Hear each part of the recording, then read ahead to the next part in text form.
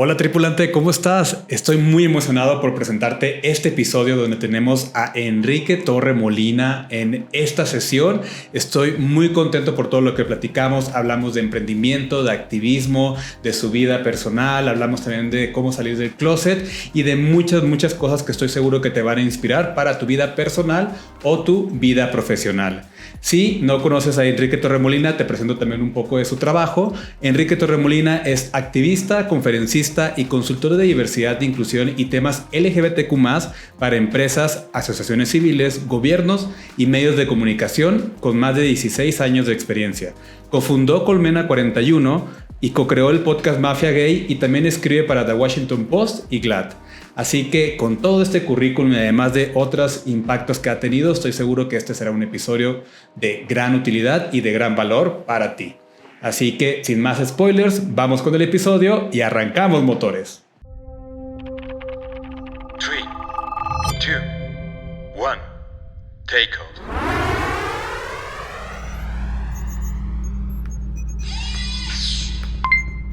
Hola, soy Edgardo Jaque y quiero invitarte a este tu podcast para que hombres queer, aliados y cualquier persona LGBTQ+, tengamos carreras profesionales mejor elaboradas a través del empoderamiento gay. Descubramos juntos el universo después del closet. Bienvenido, humano. Pues muy buenos días, muy buenas tardes, muy buenas noches, dependiendo a la hora, el momento que estés escuchando este episodio. Y estoy muy contento de esta ocasión de tener aquí. Prácticamente, si tú buscas en internet activista LGBTQ+, te va a salir Enrique Torre Molina. Entonces, pues tengo esta oportunidad de tenerte aquí con nosotros en este espacio y creo que también digo que lo hemos platicado anteriormente y me gustaría también contar una historia que también te la he platicado. Cuando estaba yo haciendo este podcast, que ya fue hace 4 años en la lista, digo, todo el proceso que fue ese podcast fue un proceso muy complejo, desde el definir la audiencia, el nombre, el diseño, subirlo y todo, y ya nos platicarás que tú también tienes uno, sabes que es muy complicado, pero yo me acuerdo también que dentro de los referentes que yo tenía estabas tú, ¿no? O sea, en la lista que yo puse de que a mí me resuena mucho tu mensaje, me resuena mucho tu trabajo, y para mí el hecho de poder tenerte aquí ahorita entrevistándote, pues es un gran privilegio. Ay, muchas gracias, Edgar. Es un gran privilegio, entonces pues simplemente pues con eso vamos a ir iniciando con esta conversación.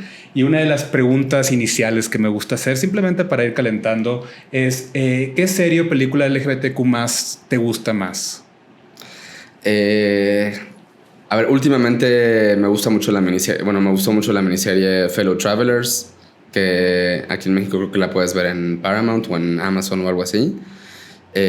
Pues me gusta mucho porque retrata como el costo que tiene el closet en la vida personal, familiar y en la vida laboral de las personas, ¿no? Es como...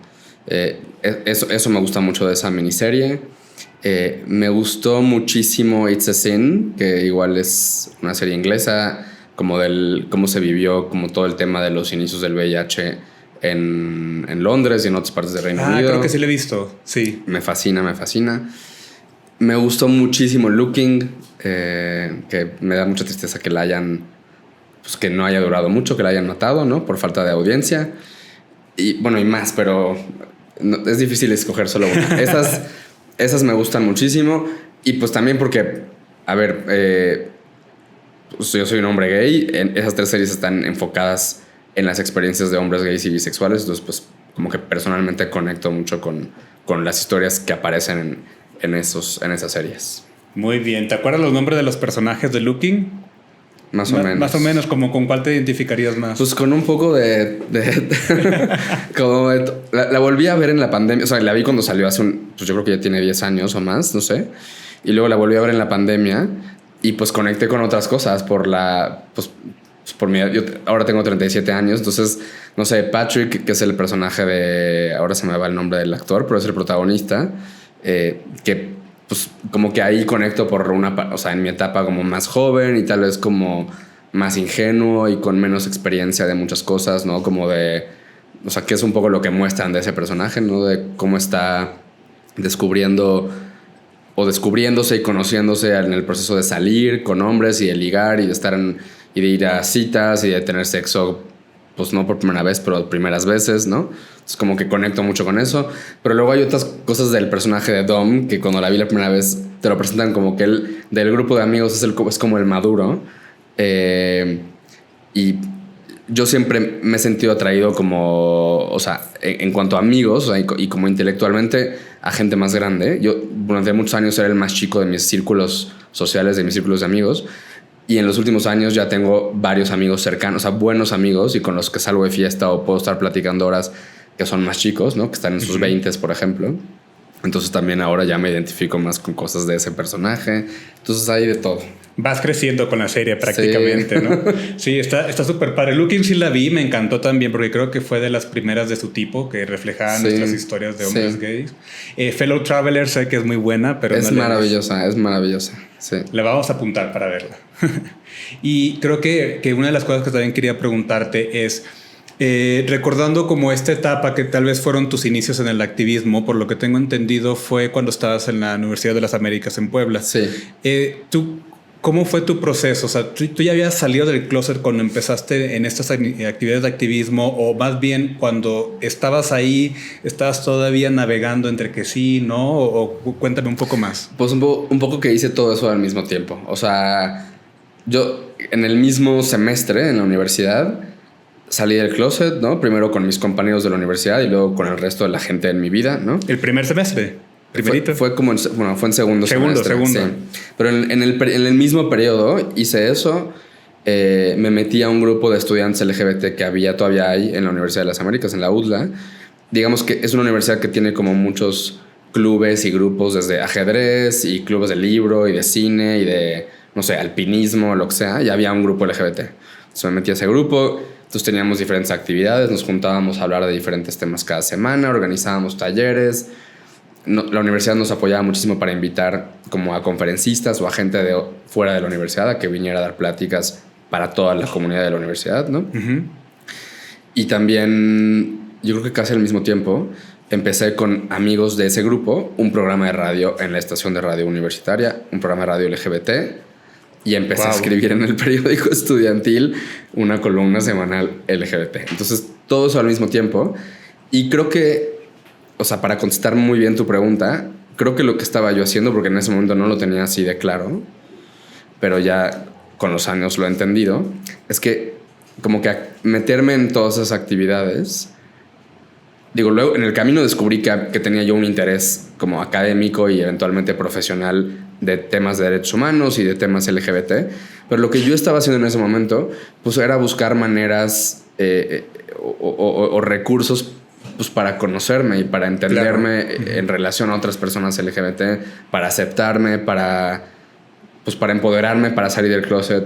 Y por eso digo que lo hice todo al mismo tiempo, porque pues fue parte de eso. Creo que como que llegué ahí, encontré la libertad para salir del closet, pero al mismo tiempo me agarré de todas estas oportunidades que la universidad me ofrecía para tener todavía más valor para ese proceso de salir del closet. Para ese proceso. Muy bien. Oye, qué padre que la universidad estaba muy avanzada en esos temas, sí. ¿No? Porque también sé de otras historias que o no se permitían esos comités o todavía no se hablaba de esas cosas. Así lo decían directamente, pero qué bueno que tuviste esa oportunidad como tal. Sí, y creo que, o sea, y eso sí, desde que estaba ahí y viviendo esto, estaba yo muy consciente de lo privilegiado que era yo y las otras personas que estábamos en este grupo, por ejemplo, ¿no? Porque además, pues al mismo tiempo me tocó ver cómo nací. En ese momento yo solo conocía grupos similares en la UNAM y creo que en la Universidad de Guadalajara. La UDLA era la primera universidad privada que tenía un grupo estudiantil LGBT como reconocido y apoyado por la universidad, ¿no? Como muy formal. Pero al mismo tiempo que yo estaba en esto, empezaron a surgir o empezaron a intentar algunos estudiantes abrir grupos similares en otras universidades aquí en Ciudad de México, en Monterrey. Y pues me enteraba pues porque las redes estudiantiles se van armando, ¿no? De lo complicado que era. Entonces también me tocó un poquito de medio acompañar y medio a veces apoyar y a veces nada más observar cómo era ese proceso en otras escuelas. Y definitivamente era más difícil que la experiencia que tuve yo. Sí, totalmente. Oye, ¿y cómo vivías o sea, creo que primeramente, qué padre que te tocó como esos inicios. Pero tú, por ejemplo, en la universidad, ¿cómo lo vivías? O sea, tenías como tu grupo afín LGBTQ+, pero había tal vez personas fuera de la comunidad que todavía no lo entendían y tenías que estar debatiendo con esas personas. ¿O cómo lo veían en sí las personas que vamos a llamar? Me gusta llamarlos aliados en potencia, como los que todavía no saben, Claro, pero ¿cómo fue para ti esa experiencia? Pues mira, no tuve o no recuerdo haber tenido como mucha fricción o como mucha resistencia por parte de otros compañeros.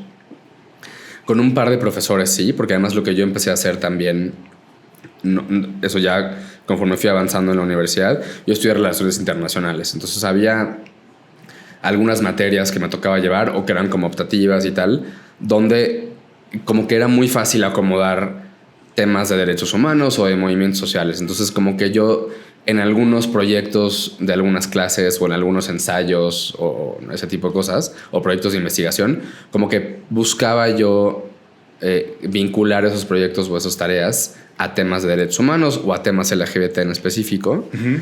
Y en general también tuve mucho apoyo por parte de profesores para eso, pero de pronto había algunos que no, o que te hacían unos comentarios como, pues sí, como con un tipo de homofobia como muy velada y muy sutil, porque al final institucionalmente estaba clarísimo como cuál era por dónde iba la universidad, ¿no? Uh-huh.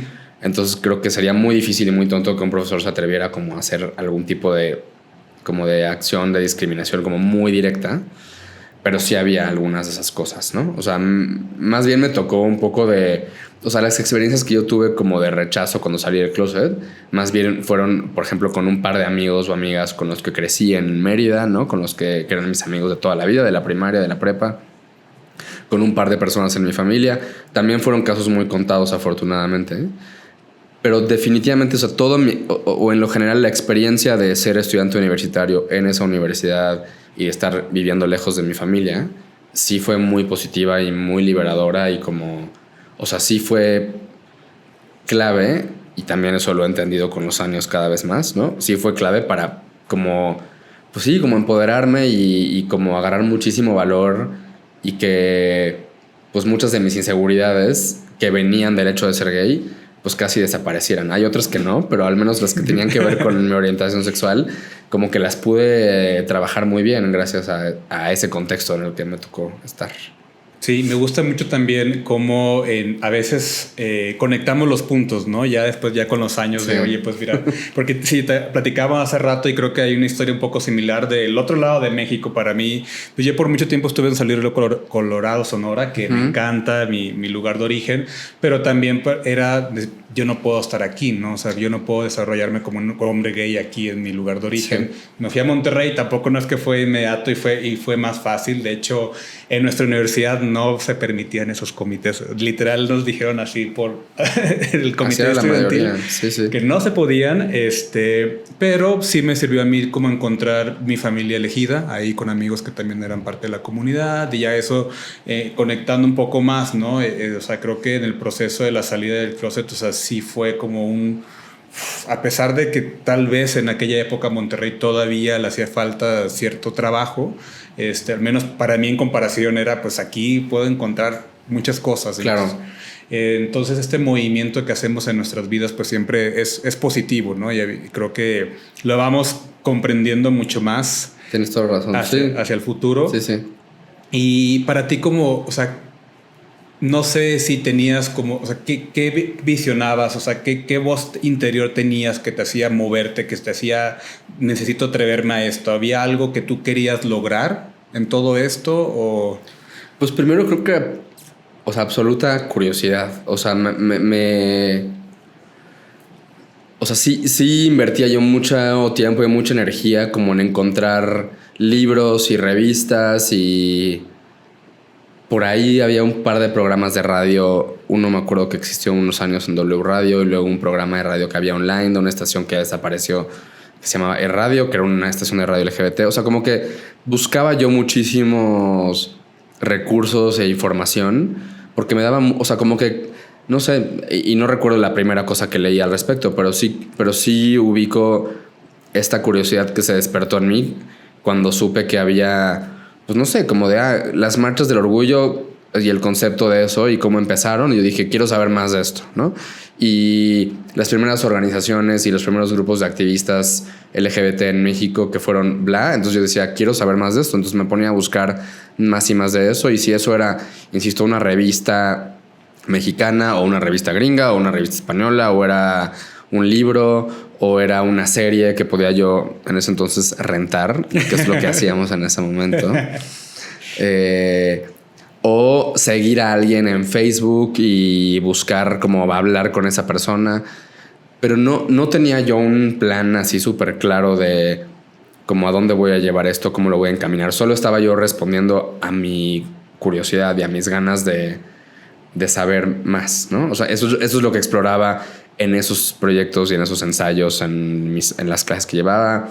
Eso es lo que explorábamos en el programa de radio estudiantil, en mi columna, que ahí las tengo guardadas y luego de pronto me pongo como a revisar y veía como, pues un día hablé sobre, no sé, la discusión de matrimonio igualitario en Canadá o un día escribía sobre de dónde surgió como el concepto del sexo seguro, que ahora ya es una cosa que todo el mundo habla y sabe a qué se refiere, pero eso es una cosa que, o sea, como concepto que surgió en algún momento en respuesta al VIH, por ejemplo. Entonces, pues eso, pues era yo muy nerd, bueno, sigo siendo Entonces, eso es lo que estaba yo buscando, o sea, como responder a esa curiosidad de conocer y conocer más. Y eso tú lo sabes y seguramente quienes nos ven y nos escuchan, la mayoría lo sabrá. Pero era información que hasta hace muy poco, yo diría que, digo, ya había internet, pero las redes sociales empezaban, pero era información que la única manera en la que la podías obtener era si hacías un esfuerzo por buscarla. No era información con la que te topabas en la tele o en la radio comercial o en conversaciones de sobremesa con amigos o con familia.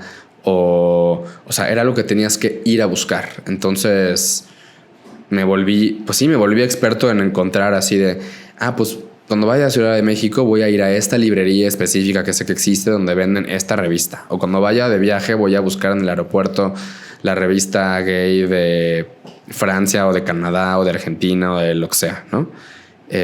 Y sí, insisto, le invertía muchísimo tiempo y muchísima energía y yo creo que una buena parte del dinero con el que contaba también para comprar esas cosas. Oye, y aquí en México, ¿como qué revistas gays eran las pioneras? Bueno, las pioneras no sé, porque esas me antecedieron a mí. Pero yo me acuerdo mucho de o sea, a mí me tocó ver cómo surgió y luego cómo evolucionó y luego cómo desapareció. La revista Om, por ejemplo, que era una revista que un poco como que trataba o tomaba de referencia revistas como The Advocate o Out, que hasta ahora existen, aunque ya han ido desapareciendo en su versión impresa en Estados Unidos. La revista Zero en España, que también existió muchos años. La revista Tetú en Francia.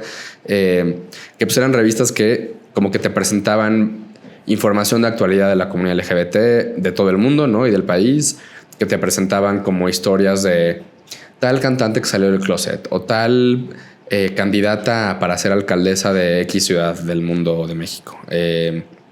Entonces, eso era el tipo de contenido que, por lo menos que a mí me acompañó en toda esa etapa.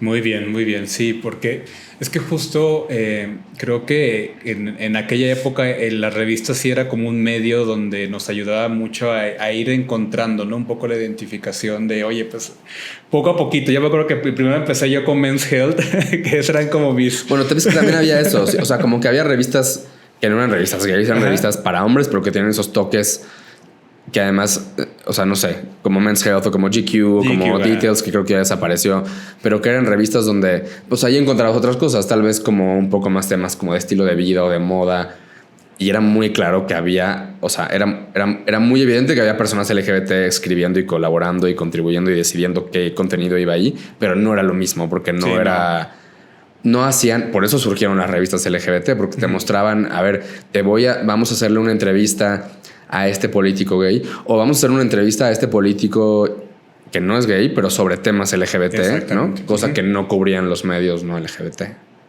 Hasta ahora, difícilmente. Hasta ahora, muy bien. Y después de la universidad en Puebla, Estuviste en la primera edición de los estudios gays y lésbicos de la UNAM, ¿cierto? Sí. Sí. ¿Cómo fue esa experiencia? Aprovechando que estabas como escuchando la voz interior, la curiosidad, pero ¿cómo te llevó a estudiar ese programa? Pues no me acuerdo cómo me enteré de eso. Bueno, yo supongo que fue porque ya estaba...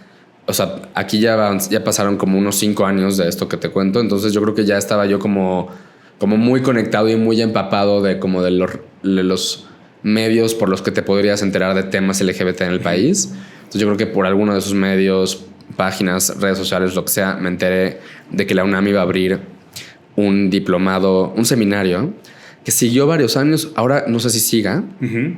Era un programa de 6 meses que abrió el programa el programa de estudios de género de la UNAM, el PUEG, que también creo que ya cambió de nombre. Bueno, el punto es que sí, esto era 2010, 2011, y me entero que la UNAM va a abrir un seminario de estudios LGBT en México, un poco como de la historia del movimiento y de cultura y de literatura LGBT mexicana.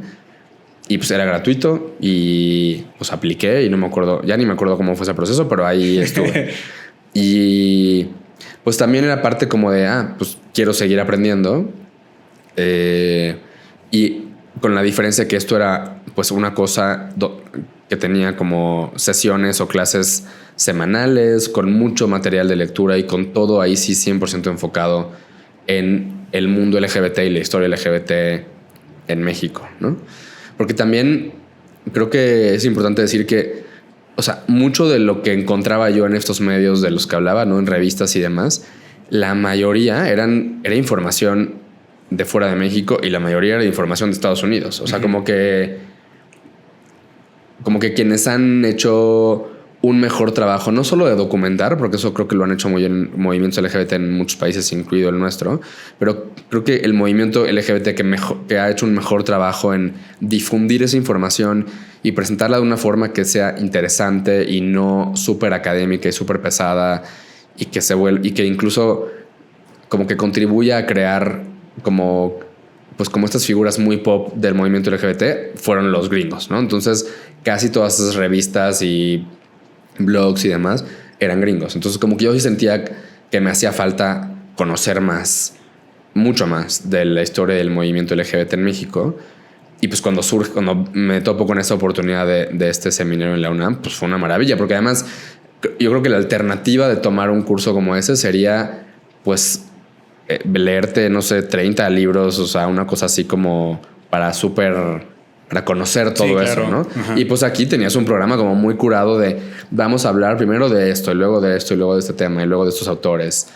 Y pues en la UNAM, que es una maravilla, y además creo que lo que más disfruté de eso es lo que más disfrutaba yo de ser estudiante en general, porque era muy malo haciendo tarea, por ejemplo, pero era el llegar a la clase, llegar a la sesión, en este caso de este seminario en la UNAM, y platicar con otras personas y discutir con otras personas de lo que leímos y lo que eso nos detonó. Y en ese seminario había gente de muchas generaciones tomando el seminario y dándolo también. Entonces eso era, pues sí, fue una experiencia muy rica en cuanto a pues, poder conocer historias y perspectivas de personas pues sí, de muchos contextos y de muchas edades. Muy bien. Y en estos primeros estudios que tú estabas teniendo, ¿ya habías salido del closet con tu familia? Ya bastante. Sí. Te digo, todo eso pasó en el transcurso de un semestre. Eso yo dije, o sea, esto lo voy a hacer lo más rápido posible porque porque no estaba fácil. O sea, ¿no? O sea, salir del closet nunca es algo fácil. No, entonces yo dije, yo no voy a arrastrar esta sensación y esta complicación de salir del closet durante mucho tiempo. Sí, o sea, con mi familia salí, pues sí, te digo, empecé con amigos de la universidad, luego con otros amigos, luego con algunas personas de mi familia. En mi familia había otras personas LGBT y eso era una gran... ¿Familia nuclear o familia extendida? Familia extendida. Sí, o sea, crecí con 2 tías lesbianas y un tío gay. Y todavía más extendida como amigos y amigas de mis papás y de mi familia que eran LGBT. Nunca me dijeron de niño, nadie, esa tía es lesbiana o esta persona es la pareja de tu tía o de tu tío. Ajá. Para mí fue evidente en algún momento creciendo.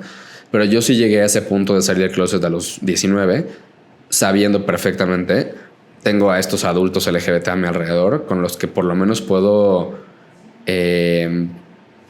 pues contar para rebotar ciertas cosas y para o por lo menos tengo sus historias y lo que he visto de sus experiencias como referencia de qué puedo esperar yo en esta familia, que en general es algo positivo. Muy bien. Es que qué bonito tener esos apoyos también, ¿no? En la familia. Sí. ¿Y tú tienes sobrinos ahorita, sobrinas, sobrines? Ya tengo muchísimos sobrinos y sobrinas. Todos en mi familia tienen muchos hijos. Sí. Sí, es que Pero hasta ahora no ha habido nadie LGBT después de mí, o sea, de la generación de abajo. Ajá. Hasta ahora no. Yo tengo mis sospechas de un par, pero ya veremos en unos 5 años. Te vuelvo a platicar. Ya veremos. Te vuelvo a entrevistar las veces que sea necesario. Pero sí, es que es muy bonito también ver también cómo van cambiando las generaciones como tal. Y digo, tener un tío como tú en la familia debe ser también como esta señal de paz también para tus sobrines, ¿no? En general de... Que saben espero que sí. Y digo, independientemente de que no sean LGBT, yo sí he visto... O sea, así como estos tíos y estas tías tuvieron un impacto en mí, yo sí he sido muy consciente del efecto que ha tenido el hecho de que yo sea alguien abiertamente gay, más allá de lo que me dedico, el hecho de que sea abiertamente gay. He visto el efecto que eso ha tenido en mi familia en general, en primos más chicos, en sobrinos, sobrinas, en su entendimiento y en su visión de las personas LGBT, ¿no? No soy la única persona LGBT en sus vidas, pero sí he visto... Vamos, o sea, como que sí puedo ver la diferencia que tiene el tener un familiar cercano abiertamente gay, abiertamente trans, abiertamente bisexual, versus el tener un familiar que sabes que es LGBT pero no lo dice o no se habla de eso de la forma natural y libre como tendría que ser, ¿no? O donde las parejas tienen un lugar distinto. En mi familia, o sea... Joserra, que ahora es mi esposo, pero lo conocen desde hace muchos años, desde que empezamos a salir, pues ha tenido el mismo lugar y yo veo cómo es tratado con absolutamente el mismo cariño y todo, la misma confianza, hay las mismas expectativas, todo, que las parejas de mi hermana o de mis primos, ¿no?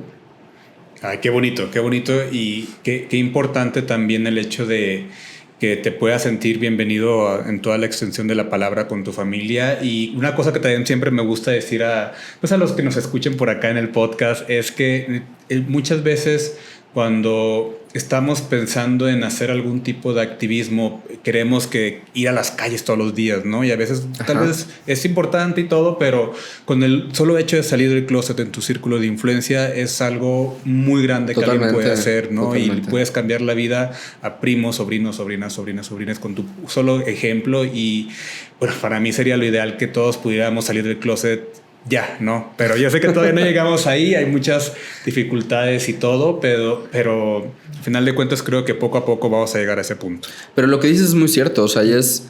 A ver, y te describo esta experiencia como muy positiva en mi familia, pero también ha sido resultado de, en su momento, el camino que recorrieron estas tías y estos tíos en nuestra familia, y también ha sido resultado de cosas que yo he hecho, o sea...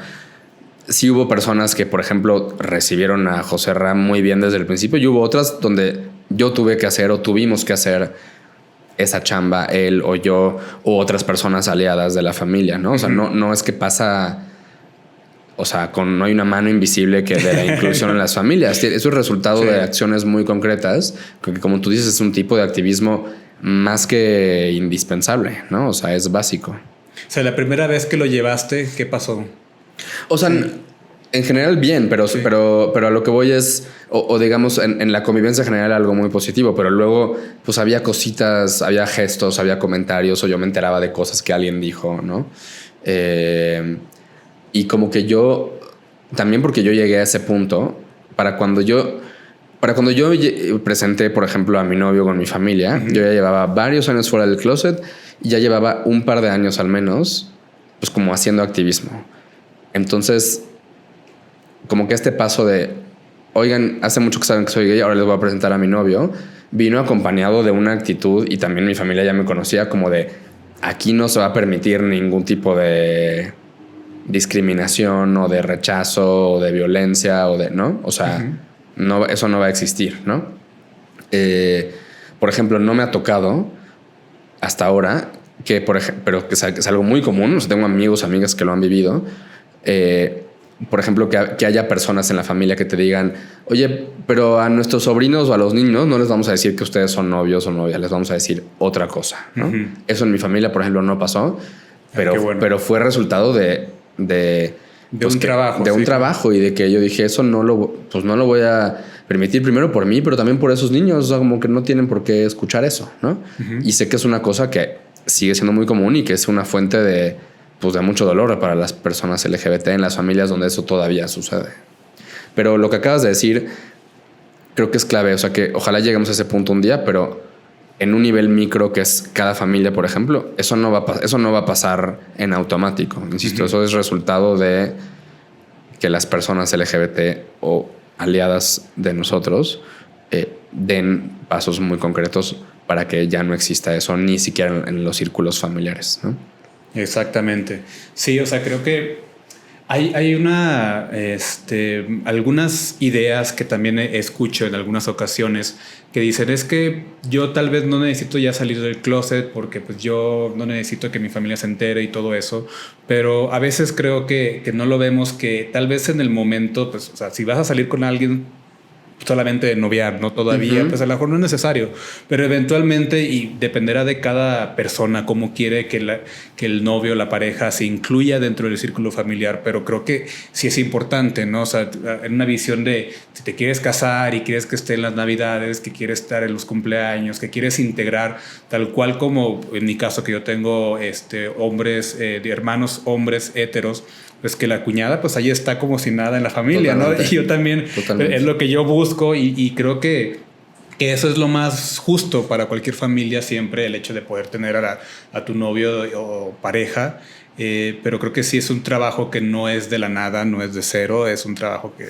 hay chambita que se tiene que hacer. Totalmente, sí. Y una pregunta que tenía para después, pero ahorita que estamos hablando de tu esposo, quisiera como preguntarte, o sea, creo que tener una pareja es una decisión de un proyecto de vida que uh-huh. tienes con alguien.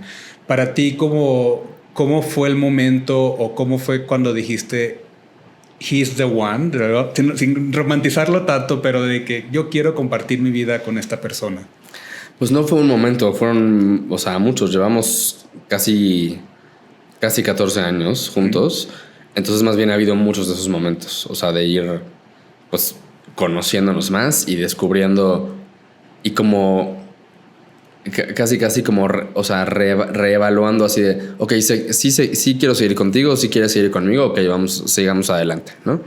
O sea, al menos en mi caso, él tal vez lo diría de una manera distinta, pero en mi caso no hubo un día o no hubo una situación o no hubo un gesto o un algo o una como así revelación que yo tuve donde dije, esta es la persona con la que quiero estar. Más bien, eso es algo constante, ¿no? Y un día puede cambiar también, pero sí, no fue un momento, han sido muchos momentos que se han construido. Excelente, sí. Qué bonito. Muchas felicidades. Gracias.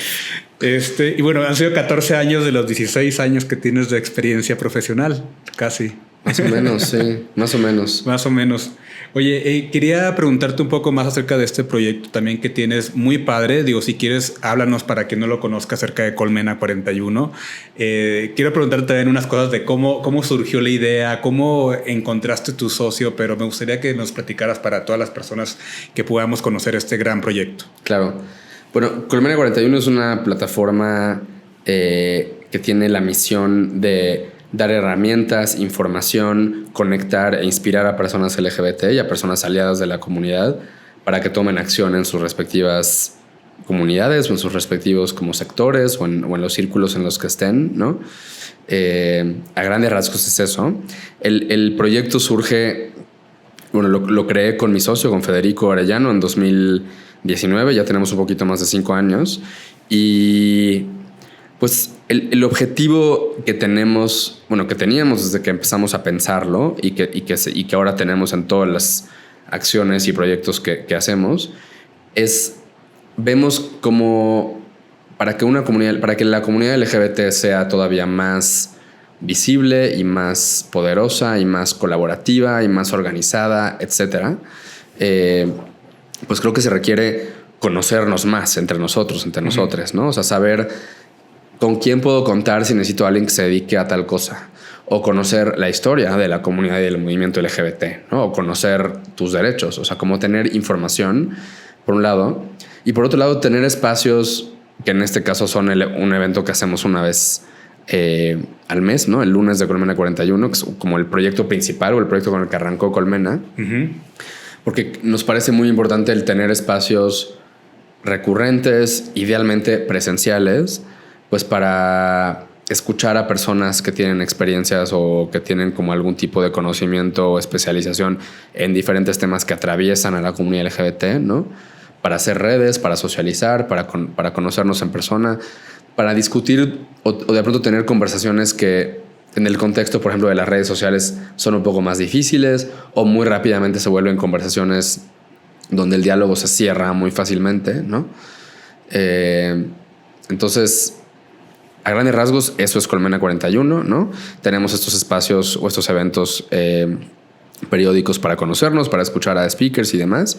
Hacemos proyectos de investigación y tenemos también, desde la pandemia, un programa enfocado en emprendedores LGBT, ¿no? Que lo construimos y lo lanzamos en alianza con Facebook, que luego se convirtió en Meta y ahora está como en transformación ese programa, ¿no? Ya no lo vamos a trabajar con ellos, pero también es un poco el objetivo del programa de emprendimiento que tenemos es generar otro espacio donde las personas LGBT, en este caso emprendedoras o que quieren emprender, puedan encontrar redes de apoyo, puedan encontrar inspiración, puedan encontrar más allá de lo que otros recursos para emprendedores muy buenos ofrecen, que aquí tenga como el toque de que, bueno, además tu historia de emprendimiento está atravesada por el hecho de que eres una persona LGBT y a veces son cosas que van totalmente de la mano en el caso de muchas personas LGBT que emprenden.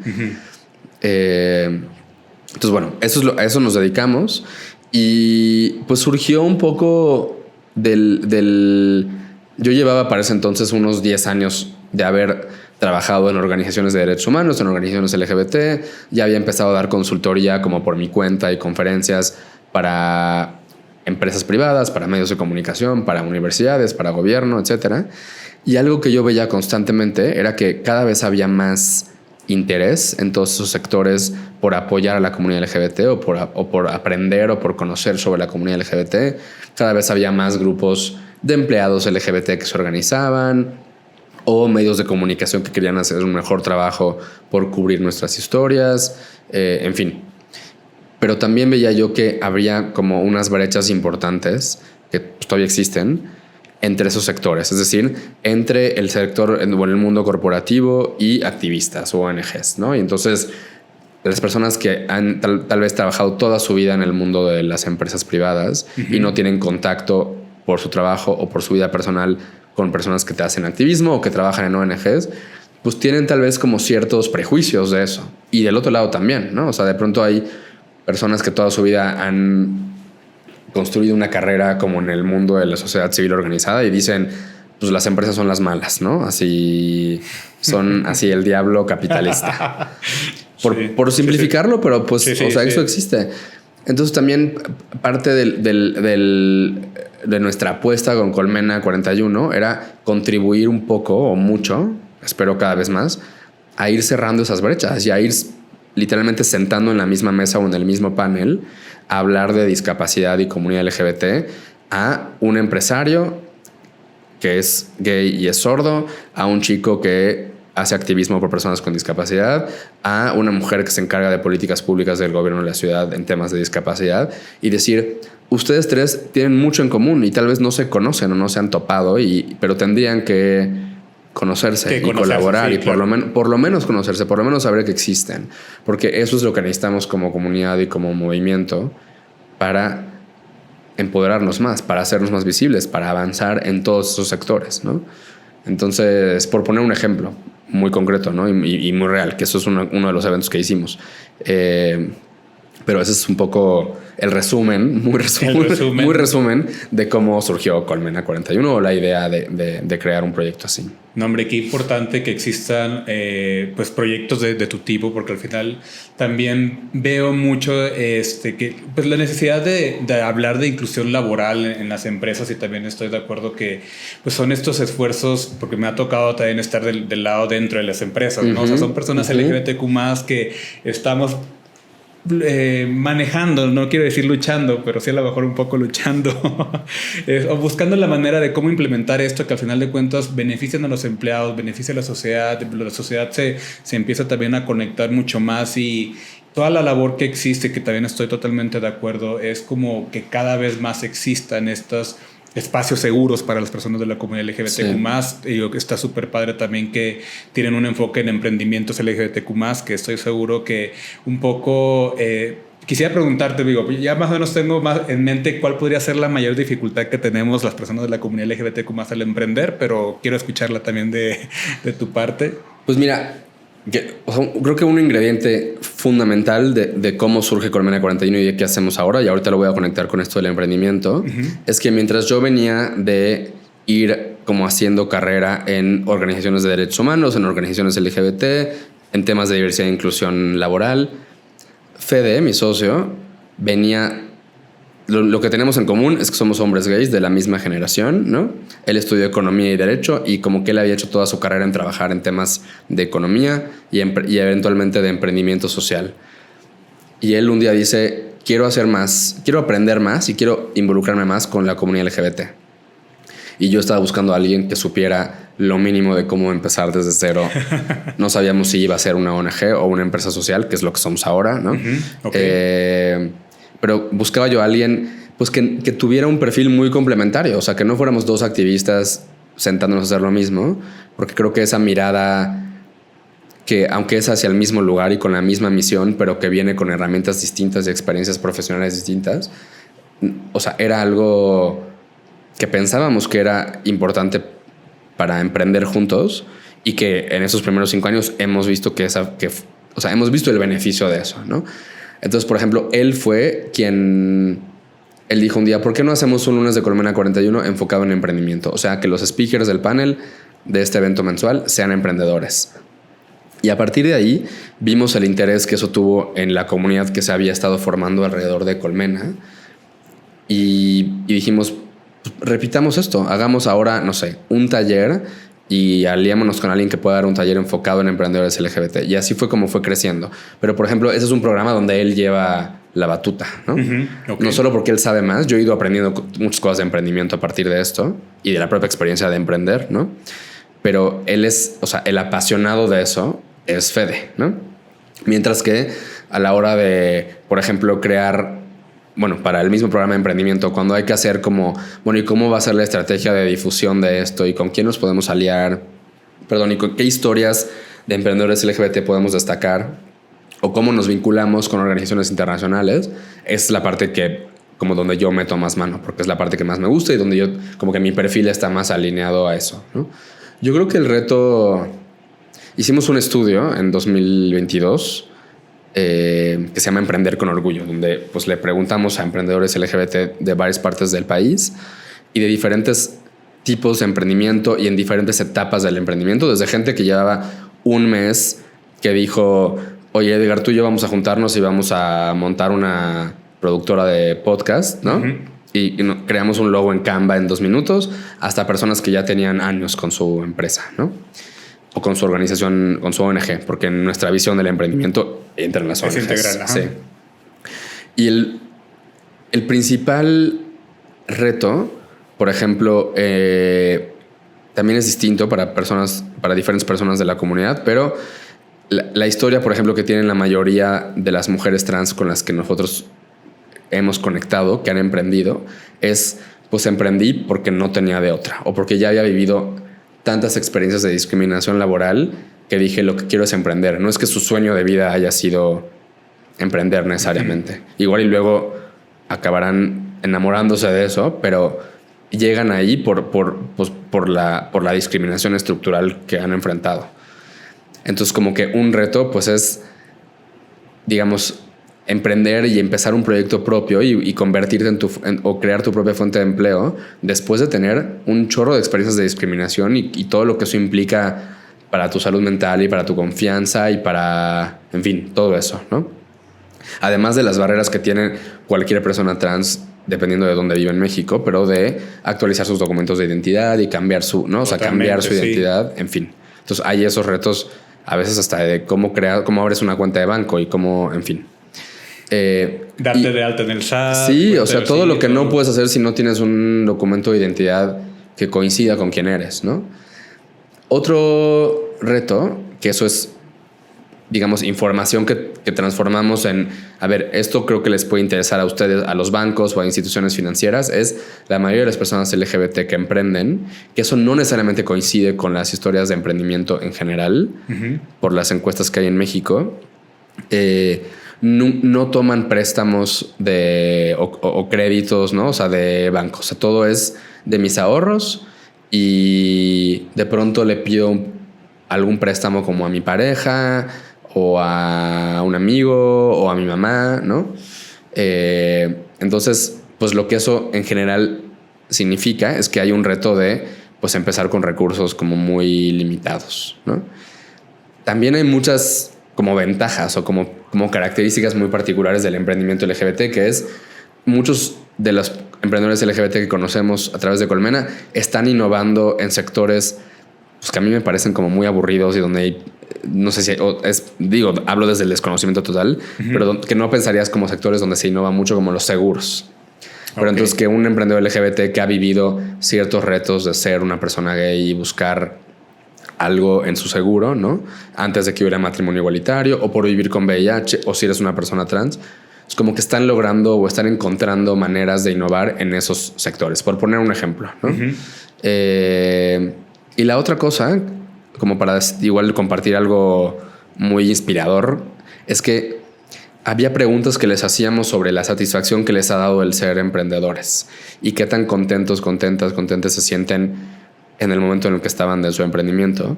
Y la gran mayoría lo que respondían es: el emprendimiento es una fuente de orgullo. O sea, el orgullo que siento por ser LGBT en buena parte viene de también ser un emprendedor o una emprendedora, que eso me parece increíble. Totalmente.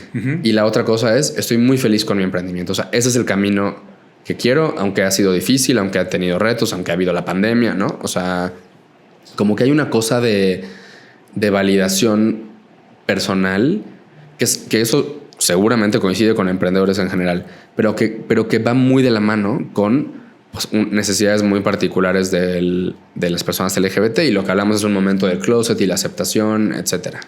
Sí, es que creo que, como bien lo dices, digo, con todas las historias que hay, seguramente, no es que todos los emprendimientos LGBTQ+ atiendan un caso específico de la comunidad LGBTQ+, pero creo que la mayoría sí, ¿no? Como el tema de los seguros, en tu caso, en mi caso también. O sea, creo que, como yo lo veo, te conecta de alguna forma a tu propósito de cómo yo puedo contribuir, ayudar en el plano que sea, en la dimensión que pueda, pero sí creo que es esta parte que no es necesario, de nuevo, porque no quiero que toda la gente se sienta obligada, pero sí creo que hay algo en nosotros como personas de la comunidad que nos llama el hecho de cómo contribuyo a que esto sea un poquito mejor para alguien más. Incluso las historias que hemos conocido, por ejemplo, de personas LGBT que abrieron un despacho de abogados o de contadores, de nuevo, lo más convencional y podríamos pensar lo más aburrido del mundo, pero que dicen, en este despacho de abogados no va a haber los códigos de vestimenta que tienen los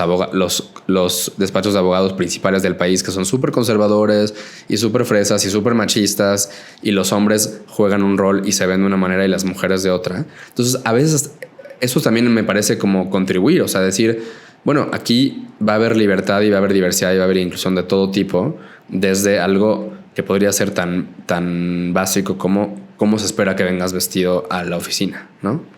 Totalmente. Oye, y ahorita dentro de todo este proyecto, digo, que ha tenido mucho éxito, y hablabas también de tu socio, y ya dijiste algo, pero me gustaría también como preguntar. También ha tenido fracasos, no estamos hablando de eso, pero no hay que idealizar eso, para que no crean que todo va muy bien. Como todos, ¿no? O sea, creo que parte de los fracasos viene mucho éxito, ¿no? Y también, si quieres, nos puedes platicar algún fracaso, porque estoy seguro, pues sí, como todo emprendimiento, pero pero creo que siempre esto te ayuda a crecer, te ayuda a aprender, te ayuda a irte por otro camino, y el hecho es que ahorita pues continúan haciendo su labor y continúan impactando y contribuyendo a pues esta inclusión laboral e inclusión del LGBTQ+ en general, pero además del complemento que tú buscas con un socio, o sea, como ¿qué otra recomendación le podrías dar a alguien que a lo mejor quiera emprender o está empezando, ¿Cómo encuentro al socio perfecto?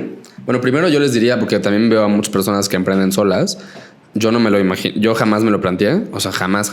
De hecho, me tardé, ya tenía yo cierta noción de esta idea que se fue transformando a partir de que me encontré con Fede, ¿no? Pero les diría, si pueden, a menos que por alguna razón tenga sentido, no emprendan, o sea, ustedes solas, ¿no? O sea, creo que más allá de lo que en nuestro caso, por ejemplo, ha traído el hecho de que tenemos perfiles y herramientas y experiencias de vida y de carrera complementarias, pues de pronto hay momentos donde no sabes con quién tomar una decisión o a quién preguntarle, y más allá de que le puedas preguntar a personas en tu círculo de confianza o a mentores o a gente que haya tenido experiencias de emprender, pero de pronto pues no tienes un jefe o una jefa. Entonces de pronto yo me tardé el primer par de años de Colmena en entender eso, por ejemplo, que era, a ver, ¿cómo vamos a escoger el lugar o el proveedor con el que vamos a trabajar para tal cosa, o a quién vamos a invitar para tal, o si nos sumamos o no a X iniciativa, si participamos o no en la marcha, por ejemplo, como Colmena?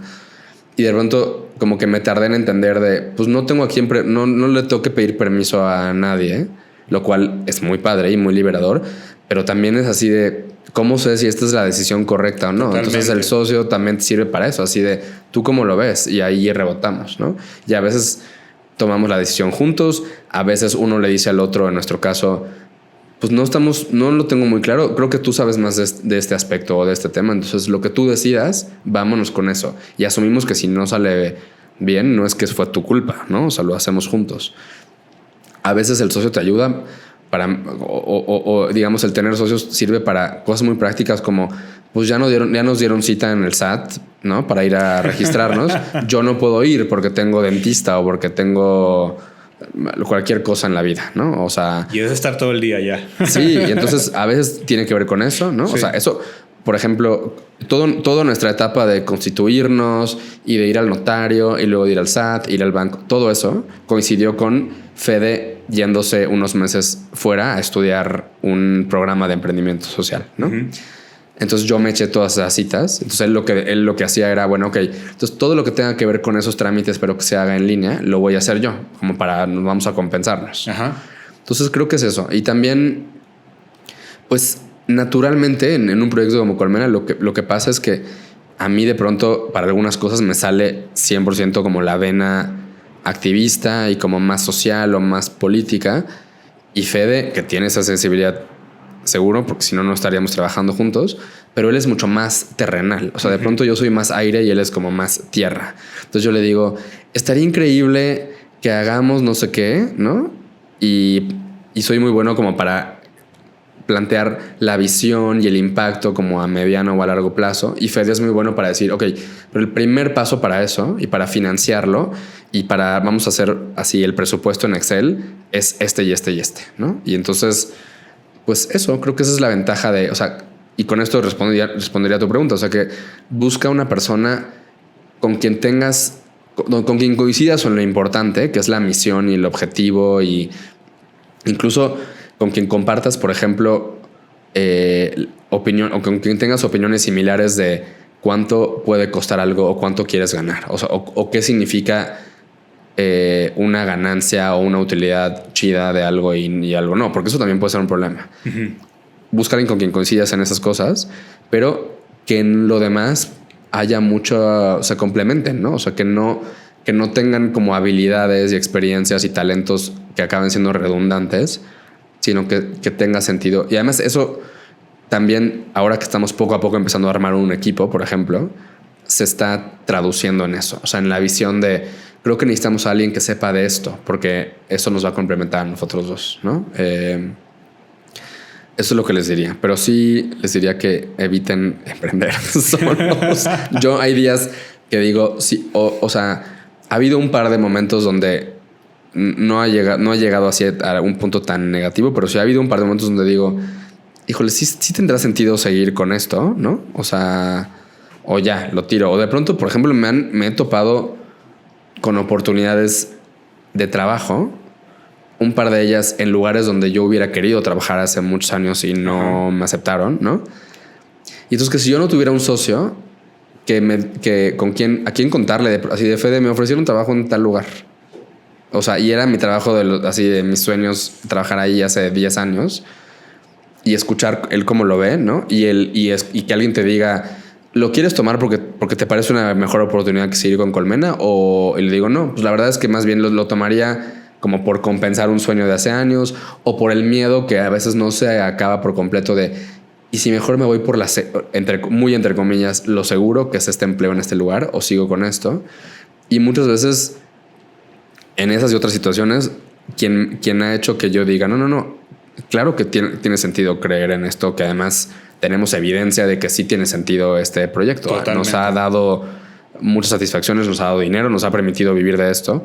Es mi socio, ¿no? Entonces, no sé o sea, yo más bien me imagino que tirar la toalla sería mucho más fácil si no tuviera esa persona con quien estoy caminando y con quien me estoy acompañando.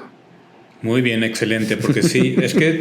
Perdón, puedo hablar horas del concepto del socio porque es clave en esto. No, está bien, porque creo que este es un tema muy interesante. He escuchado también otros podcasts donde dicen que, o sea, prácticamente el éxito de tu negocio se puede venir abajo por escoger mal a un socio. Sí.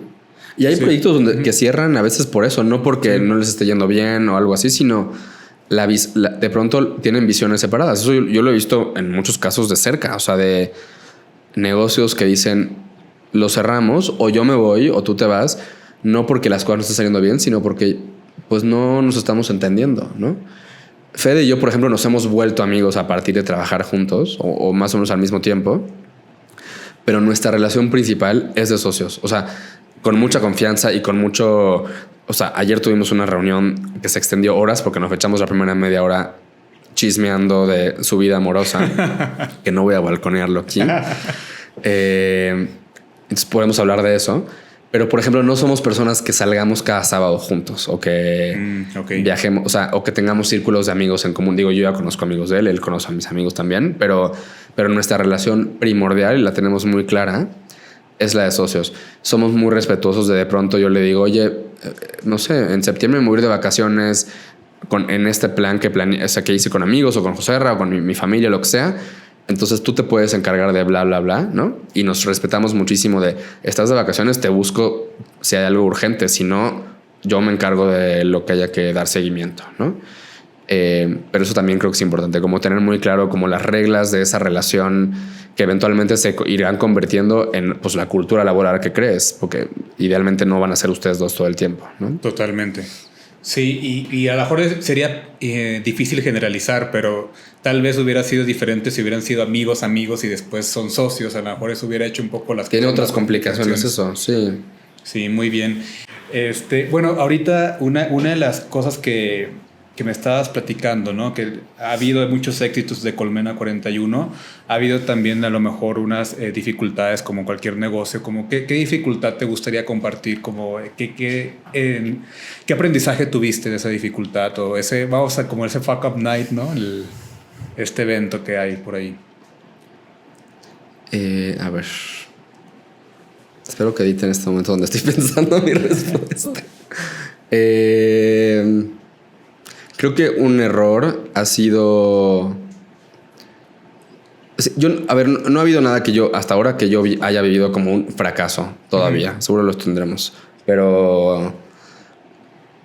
O sea, por ejemplo, aprendizajes que hemos tenido es, uno, tener muy claro como algo que acabamos de poner por escrito por primera vez hace unas semanas, y lo teníamos medio claro y medio hablado, pero no estaba por escrito, que son cuáles son los valores de Colmena 41, o sea, qué nos importa y qué queremos que nos importe, como más allá de lo que para ti, Fede, son tus valores personales o como un profesional, y para mí, cuáles son los valores de esta organización, de esta empresa, ponerlos por escrito, porque creo que antes el no tenerlos claro, pues como que nos llevó a de pronto no sé, sumarnos a proyectos de otras personas que no tenían nada de malo. O sea, no hablo de valores como una cosa que nos haya hecho ser, no sé, corruptos o renunciar a nuestra visión. No eso, sino de pronto decir, pues como nos invitaron a tal cosa, pues digamos que sí, ¿no? Porque somos nuevos y queremos que la gente nos conozca y queremos colaborar con otras organizaciones.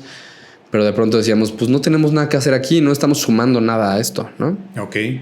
Entonces eso últimamente nos ha permitido con tener ese criterio de decir qué proyectos sí hacemos y cuáles no. Creo que lo que pasa con un espacio como el que hemos creado es que afortunadamente hay mucha gente que quiere mucho Colmena 41 y quiere mucho el evento que hacemos una vez al mes y el programa de emprendimiento y como los recursos y las herramientas que hemos tratado de poner al servicio de la comunidad.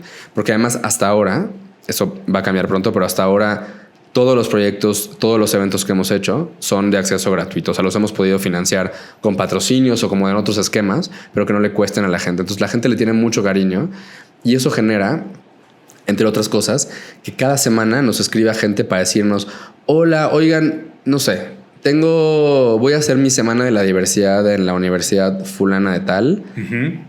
Les quiero invitar a que vengan a dar una plática. ¿Alguno de ustedes dos? No sé, por decir algo en Pachuca, ¿no? Pero no tenemos presupuesto. Entonces, pues nosotros en vez de decir, pues entonces no podemos ir, porque ¿por qué vamos a gastar nosotros nuestro dinero en ir? O sea, qué padre y qué honor que nos invites, ¿no? Pero de pronto nos gana no, pero como somos una organización de la comunidad LGBT, hay que hacer todo lo posible y aunque sea poner el dinero que eso sea y el dinero que eso signifique para nosotros, mucho o poco, lo que sea, vamos a ponerlo, ¿no?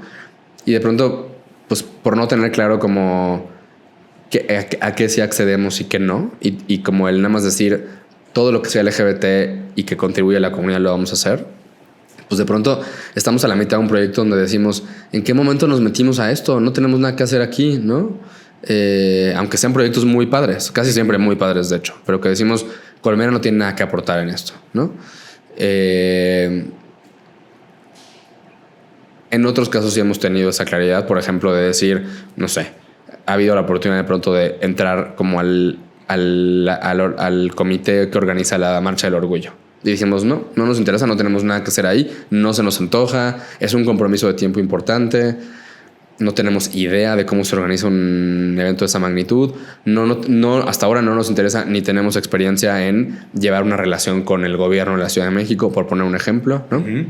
Entonces creo que eso es un aprendizaje importante, como el tener claro que dentro de lo que tú hagas va a haber muchas oportunidades, pero a cada sí que cada sí que des es una inversión de tiempo y de recursos y de, en fin, ¿no? Y estás dejando de atender otras cosas. Creo que otro aprendizaje, sí, creo que, o sea, ha habido mucho aprendizaje de ese sentido, de pronto aceptar invitaciones que vienen o sea, invitaciones muy chidas, pero que al final decimos, pues esto no nos está aportando y tampoco estamos seguros de que Colmena esté aportando algo a este espacio o a esta alianza o lo que sea, ¿no? Otro también ha sido, lo veo ahora que estamos buscando patrocinios para un par de proyectos nuevos, que los primeros patrocinios que cerramos para el lunes de Colmena 41, que fueron los cerramos muy rápido, o sea, al mes 2 de empezar, pero pues como que abaratamos mucho lo que estábamos ofreciendo. O sea, aceptamos poco dinero de parte de algunos patrocinadores, pues por no saber, por no preguntarle a alguien, o sea, por no decirle a alguien, tener oye, un referente, claro. Este convenio de patrocinio tiene sentido, o sea, estos beneficios que vamos a ofrecer, este dinero, ¿no? Que ahora ya lo hacen, ahora ya yo ya le perdí el miedo absoluto a preguntarle a quien sea, que afortunadamente pues tengo gente a mi alrededor de confianza que se dedica a cosas muy distintas. Entonces ya cualquier cosa me volteo y le digo a alguien, oye, ¿esto está bien? O sea, ¿eso tiene sentido? ¿O lo planteo de otra manera? Antes de mandar una presentación, una propuesta que va a involucrar algo de, no sé, un concepto que nunca hemos trabajado, que no somos expertos, le pregunto a alguien. Porque sí nos dimos cuenta que nosotros dijimos, a ver, lo que necesitamos para empezar el lunes de Colmena 41 es un espacio físico, es como cierto equipo como técnico para micrófonos, video y iluminación y tal, alcohol o algún tipo como de bebida o de alimento, ¿no? Que nos patrocinen y un poquito de lana si queremos como gastar en bla, bla, bla, como de patrocinio ya no en especies, sino en dinero, ¿no? Así empezamos. Y conseguimos casi todo eso bastante rápido, o sea, bastante rápido. Y eso se lo atribuyo no a que Colmena fuera un proyecto súper atractivo, porque no existía, sino a la confianza que ya teníamos Fede y yo con algunas personas con quien habíamos trabajado o lo que fuera. Pero el costo de eso fue que de pronto, pues, digo, no perdimos lana. Afortunadamente pudimos empezar a ganar dinero muy poco, pero muy rápido. Pero el aprendizaje fue, pues, consulta con alguien que sepa de esto. Yo tenía experiencia en recaudación de fondos, por ejemplo, y entonces tenía algunas relaciones con empresas por eso, o que habían sido mis clientes como en temas de consultoría o de conferencias o de ir a ayudarles a formar su comité de diversidad en alguna empresa. Pero eso no es lo mismo que marketing, que patrocinios. Yo no tenía idea de eso y Fede tampoco. Entonces, pues lo que conseguimos, dijimos, va, ya la armamos.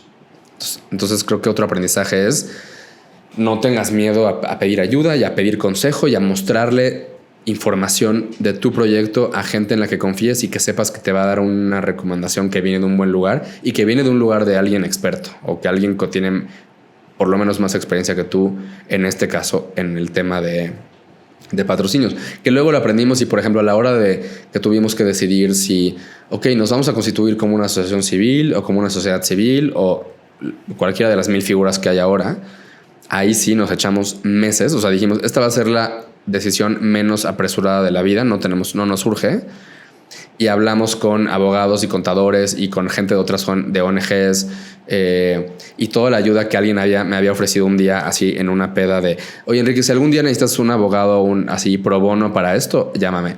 3 años después le llamé a esa persona y hasta que no me dijera ya no me llames, yo le pedía llamadas y cafés y reuniones todo el tiempo para entender muy bien qué onda. Entonces es otro aprendizaje, ¿no? Como que sí, o sea, apoya y si la gente te ofrece ayuda, consejo, tiempo, mentoría, lo que sea, ser tu voluntario, cualquier cosa, que cada una de esas cosas es muy valiosa cuando estás emprendiendo, tómalo. O sea, a mí me costaba mucho aceptar esas cosas o me sentía yo mal de aceptar esas ofertas o de pedir ayuda y sí hay que hacerlo, sí vale mucho la pena. Y cuando alguien te dice, por favor cuenta conmigo para darte mi tiempo, mi dinero, mi apoyo, mi consejo, mi lo que sea, es porque de verdad lo quieren hacer. Entonces tómales la palabra.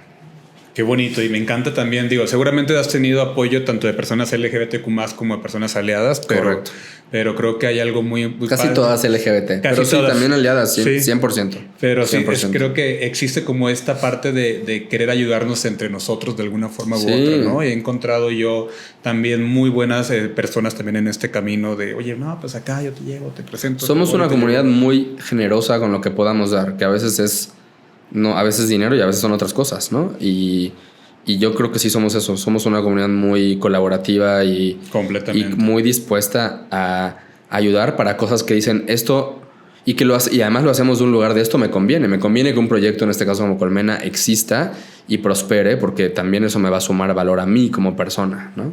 Totalmente. Oye, y tú me imagino que has tenido muchos mentores, pero no sé si has tenido también referentes en tu vida LGBTQ+.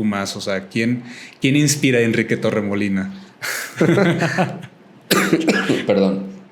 Muchas personas que nos escuchan y nos vean. Eso es alergia, no estoy aquí contagiándole nada.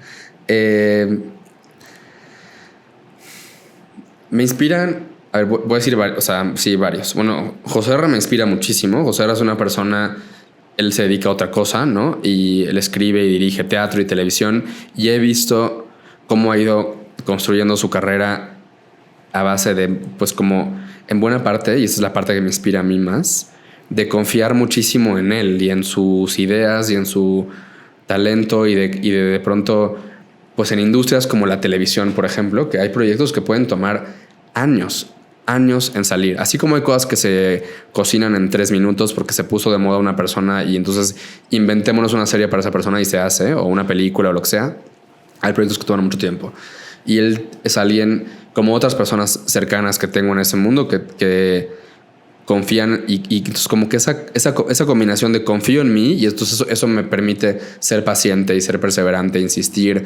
Y si en un lugar me dijeron que no, voy a picharlo a otro lugar. Y si me dicen, bueno, pero cámbiale esto, ok, va, pero no estoy renunciando a mi idea o a mi visión general, lo hago. Uh-huh. Eso es una fuente de inspiración muy importante. Y pues es la persona con la que más hablo de trabajo. Todos los días todos los días nos contamos cosas de trabajo y nos pedimos consejo mutuamente, ¿no?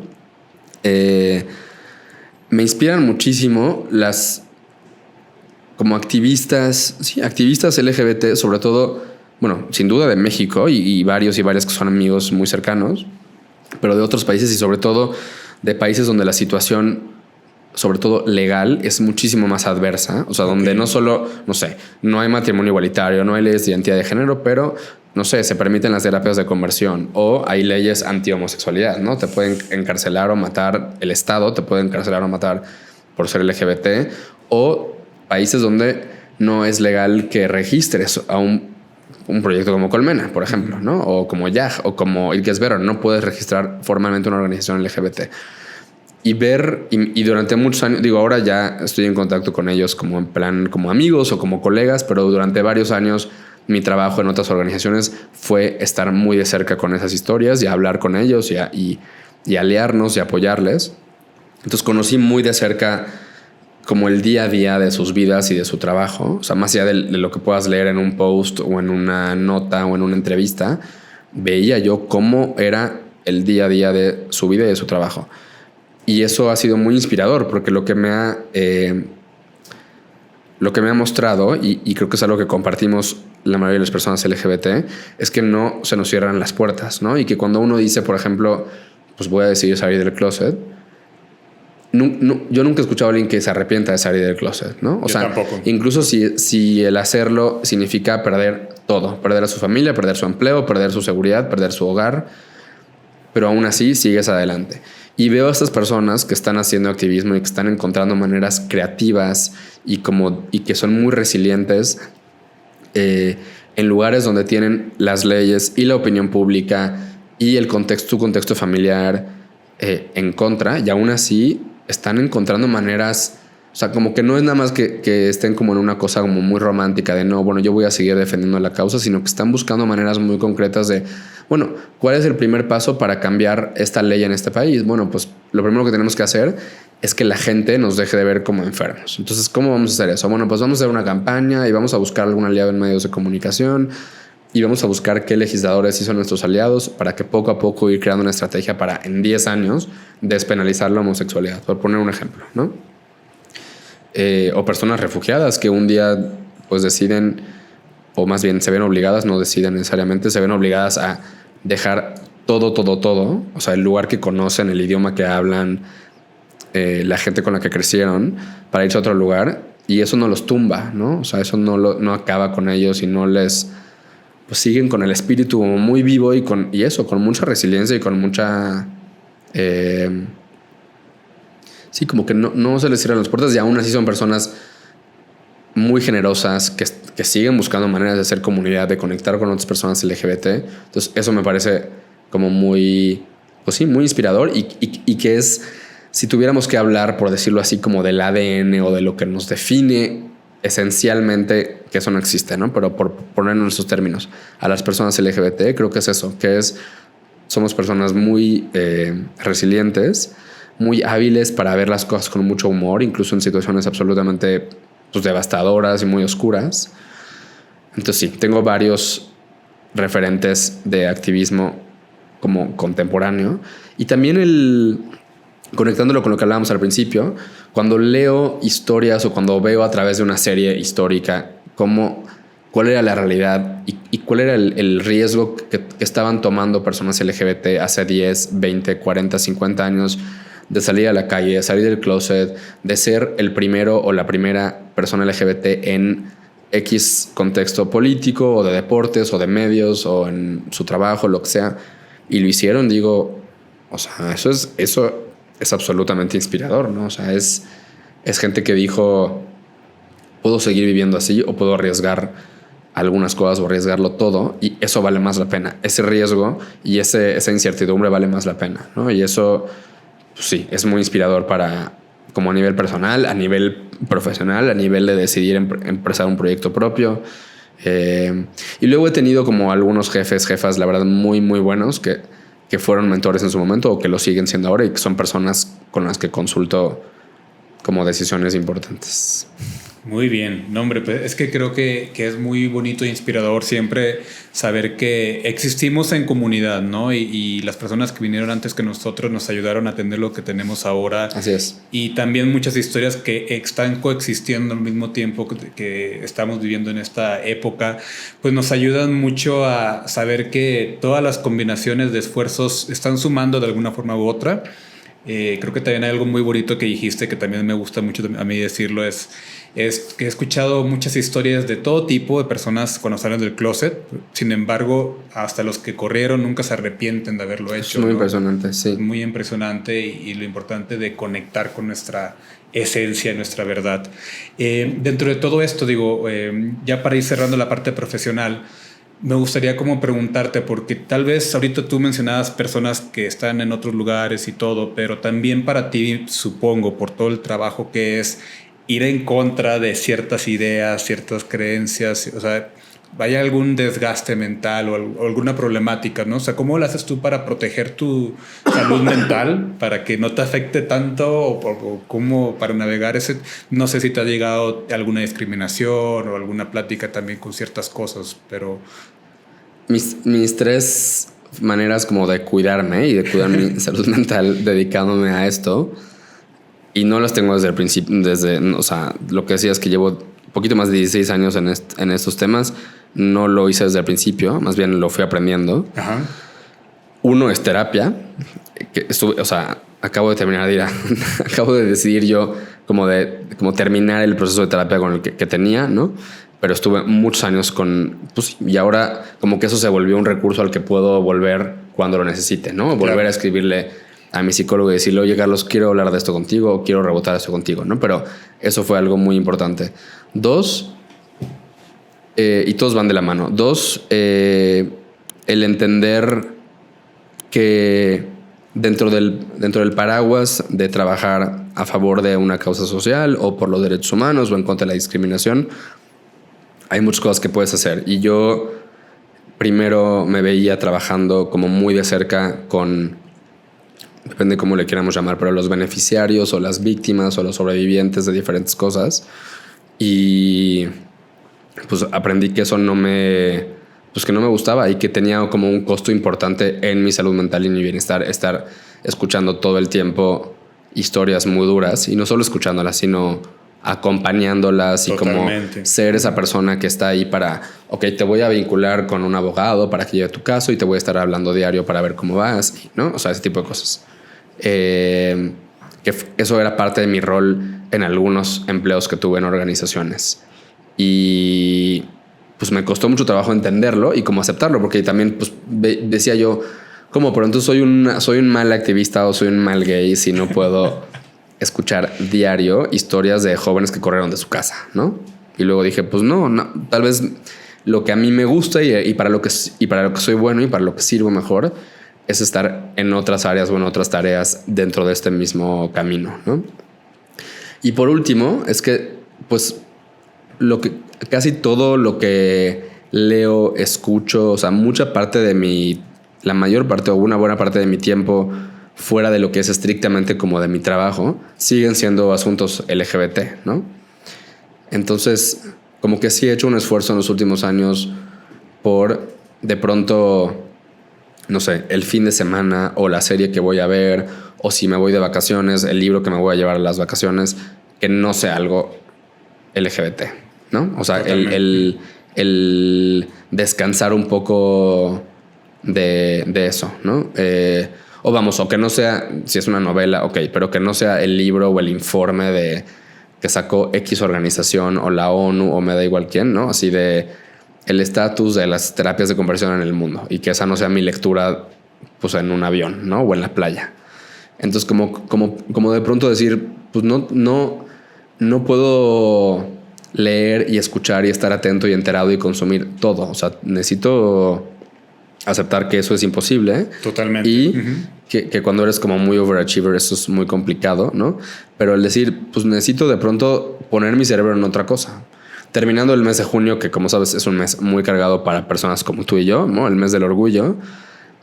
Dije, voy a empezar a maratonear una serie que no es, o sea, y me voy a, o sea, sumir en eso. y que no tenga nada que ver con temas LGBT. Y entonces que todo lo que yo esté viendo en la noche o el fin de semana o así no tenga nada que ver con lo que estoy haciendo el resto del día. Entonces esas son las cosas que he hecho como para cuidarme. Y creo que de la mano con esto último va el hecho de que pues la mayoría de las personas con las que convivo y mis círculos sociales son LGBT, pero muy, muy pocos. Tengo muy buenos amigos activistas o personas que están 100% metidas en temas de inclusión, pero son poquitos. Entonces, eso así ha pasado, no es que lo he elegido así, pero me hace muy bien estar rodeado de personas que se dedican a otras cosas. Uh-huh. Hasta también eso tiene un beneficio profesional, que es que de pronto pues, te preguntan cosas o te ponen, se vuelven como una fuente como de cuestionamiento de esto que estás haciendo es la mejor manera de abordarlo de esa manera, o has probado esto, o has probado este argumento. Pero sí, como que de pronto oxigenar mi día a día con personas y con conversaciones o con contenido que no sea LGBT, ¿no? Escucho muchos podcasts que no tienen nada que ver con temas LGBT, por ejemplo, ¿no? Así es como me cuido. Muy bien, excelente. Y haciendo ejercicio. Mucho ejercicio, también oxigenar el cerebro es importante. Yo estoy tomando nota también porque a veces sí es complejo estar consumiendo mucha información, pero también es parte del camino. Sí. Oye, quiero hacer una dinámica contigo. No sé qué tanto crees. ¿Te has leído el oráculo anteriormente o algo por el estilo? ¿Como el tarot? Como el tarot. O sea, es parecido al tarot, pero es un poco más sencillo de leer. Me han leído el tarot una vez y me gustó. ¿Te gustó? Sí. No soy muy asiduo a casi nada de esas cosas, pero lo disfruto cuando pasa. Muy bien, mira, un poco la dinámica es agarrar un mensaje del universo de estas cartas. Ok. Y el oráculo, la diferencia con el tarot es que no es una tirada de cartas, es algo mucho más directo. Estas lecturas literal no me tengo yo que aprender nada porque yo no sé leer el tarot, pero tienen algún mensaje sobre alguna situación, alguna pregunta, alguna consulta que tú tengas. Por ejemplo, esto lo he hecho varias veces con personas que se mudan a otro país, que cambian de trabajos, que acaban de renunciar. O sea, como esas preguntas pues importantes o trascendentales que tienen. Me gustaría que hicieras una, si quieres compartir toda la pregunta o al menos algunos detalles, estaría chido como para poder saber de qué va. La pregunta, o sea, ¿muy concreta o como...? Muy concreta. Okay. O sea, es como esta guía, el oráculo lo que tiene es una guía de acciones o de arquetipos que te informan cómo debes de actuar o algún mensaje que necesitas escuchar. Ok. O algo de nuevo, o sea, pueden ser como alguna consulta en específico que no sepas si hiciste bien o no sepas cómo te va a ir. De acuerdo. O ya te la tengo muy clara. Estoy ¿la digo o nada más la pienso? No, dila, pero barajéalas tantito para ok, va perfecto. Estoy empezando, una idea que tenía así nada más en papel hace pues algunos años, ya le estoy dando forma, que es el proyecto de escribir un libro. Y entonces acabo de hacer una especie como de... Pues todavía ni siquiera es un índice, como un borrador de como por dónde podría ir y qué tema, o sea, como de cómo se vería ese libro. Uh-huh. Y lo estoy trabajando con una persona, ¿no? Con un editor. Entonces, creo que mi pregunta sería si esa dirección que le estoy dando o ese enfoque que... O sea, que... Pues la verdad es que no estoy seguro porque nunca he hecho algo así. Solo estoy haciendo literalmente lo que me inspira y donde digo, aquí creo que tengo algo que decir sobre esto o podría escribir sobre esto. Mi pregunta sería si esa dirección o esa orientación hasta ahora es la correcta. Excelente. O la ideal. Excelente pregunta. Me encanta. Muy buena. Y en unos años, espero que no, como en un par de años espero que te venga a contar a ver cómo nos fue con la respuesta. ¿Cómo te fue? Escoge una carta si quieres que sea la inicial o alguna del medio. La de arriba. La de arriba. Muy bien. Es la cuarta casa morada. Ok. Esta es tu carta. A ver, ¿la puedo ver? Claro que no sí. las conozco. Es un diseño muy bonito. Están súper lindas, sí. Cuarta casa morada. Ok, número 42. Casi tocaba 41. Casi. Pero por ahí va. Muy bien. Hubiera estado bueno que saliera el 41 de Colmena y de los gays. 41 más 1, ya sabes. Exacto. Dice, cuarta casa morada. Si tu carta natal fuera el mapa de un pueblo, la cuarta casa sería tu base de operaciones. Nuestra vida familiar temprana influye en nuestro concepto de santuario y en cómo llevamos las cosas a término. Acción. Regresa a casa y haz que sea tu santuario. Crea un lugar para renovarte y vivir una vida íntima y auténtica. La morada es un espacio emocional más que un domicilio, pero ambos son importantes. En el ámbito práctico puede ser el momento de renovar, reorganizar o mudarte o de negociar los límites con tu compañero de piso. Crea un hogar que te haga sentir a salvo y revitalizado al final del día, donde estés realmente fuera de escena para que puedas bajar la guardia y rellenar tus reservas. La cuarta casa también habla de la nostalgia existencial, de la añoranza de un hogar que nunca has tenido. Si no tienes un mapa de la infancia para crear un santuario, haz uno. Prepárate para llevar la terapia al siguiente nivel o para iniciar algún trabajo relacionado con el karma familiar. Imagina la infancia que te hubiera gustado tener en lugar de centrarte en la manera que te criaron y utiliza esa imagen como modelo para el autocuidado. En el ámbito espiritual, construye y visualiza un lugar de meditación, un santuario portátil que pueda albergar tu práctica espiritual. Explora las profundidades silenciosas de tu meditación. Desciende de tu ara, tu centro de gravedad, renueva tu conexión en la tierra bajo tus pies, el cielo sobre ti y el espíritu en tu interior. Si preguntas por un proyecto, comprueba que está bien situado. Asegúrate de que las personas involucradas se sienten seguras y mantienen un sano equilibrio entre el trabajo y la vida privada. Reto: haz de tu casa un santuario que te ayude a prepararte para enfrentarte al mundo, no un lugar en el que te escondas del mundo. Regalo: un santuario dentro de tu alma y un entorno seguro en el que renovarte te permiten regenerarte, encontrar tu centro y saludar al mundo de nuevo. Me encanta, me encanta. ¿Te hace sentido? ¿Te hace sentido? Sí, no tengo una práctica espiritual, entonces lo que hablaba de eso lo estoy conectando con mi práctica espiritual. Ahorita es hacer ejercicio y hacerle 1 hora caso a mi entrenador y solo escucharlo a él y la música. Esa es mi práctica espiritual. Eso es más que suficiente. Eso es más que suficiente. Pero todo lo demás me encanta y sí, había muchas lecciones ahí. Muchas gracias. Muy bien, muchas gracias. Muchas gracias a ti, Enrique. Vamos a hacer ya algunas preguntitas de cierre. Órale. Por todo este tiempo, agradecer todo el tiempo que nos has compartido, todas las enseñanzas que nos has compartido. Creo que una de las que me gustaría hacerte antes que las otras dos es: ¿de qué te sientes más orgulloso? Creo que de que en general mi vida se ve, o sea, me gusta la vida que he construido y que sigo construyendo. O sea, en todas las dimensiones de las que hemos hablado hoy, ¿no? O sea, de trabajo, de familia, de pareja, de etcétera, de salud. Sí, me gusta y me siento orgulloso de, en buena parte eso es resultado de las condiciones en las que nací y crecí, de las que no tengo mérito, ¿no? Pero en buena parte es de las decisiones que he tomado y de las lecciones que he tenido y de cómo he decidido conducir mi vida y cómo he decidido usar mi tiempo y en qué he decidido poner atención. Y entonces me siento muy orgulloso de eso. Excelente. Muy bien. Me da mucho gusto y qué bonito también que compartas eso de ti. Creo que todos los que te están escuchando ahorita seguramente se van a llevar bastantes cosas para sus vidas profesionales, personales, de todo tipo. Y otra pregunta, considerando un poco que podríamos viajar al pasado, que tú podrías mandar un viaje al pasado, al Enrique que estaba dentro del closet, ¿qué mensaje te gustaría darle? Creo que... ¿Qué mensaje le daría?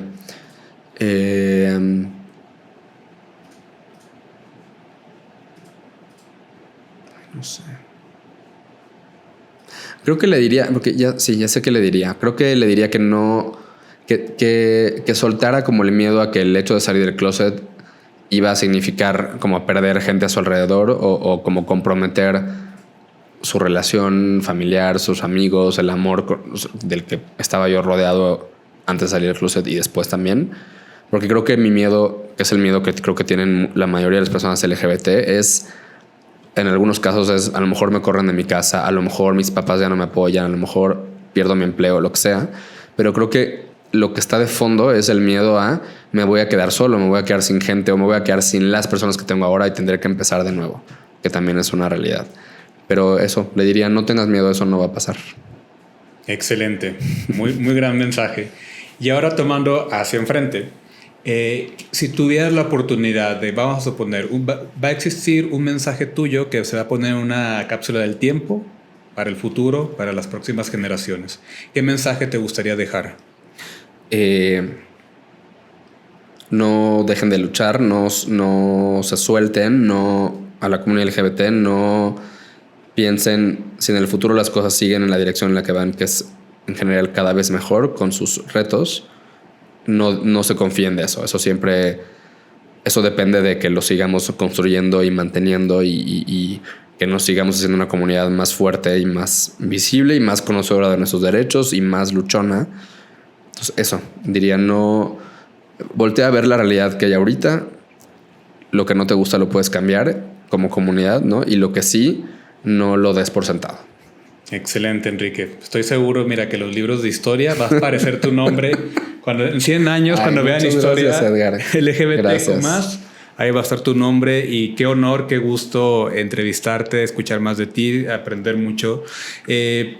Cualquier red que tengas o dónde te pueden encontrar. Torremolina o Enrique Torremolina en todos lados y Colmena 41 también. Así nos encuentran fácilmente. Buenísimo. Pues muchas gracias. Muchas gracias por escuchar hasta acá. Y pues recuerda también por acá seguir las redes @Edgarish, Edgar ISH, canal de YouTube y además todas las plataformas de streaming. Y además, si te gustó el episodio, por favor, no olvides compartirlo con alguna persona, algún compañero, alguna compañera que le pueda ayudar. Así que, bueno, esto sería todo y nos vemos hasta la próxima. Toda la vida te editaste para encajar. Es hora de que te reedites para sobresalir.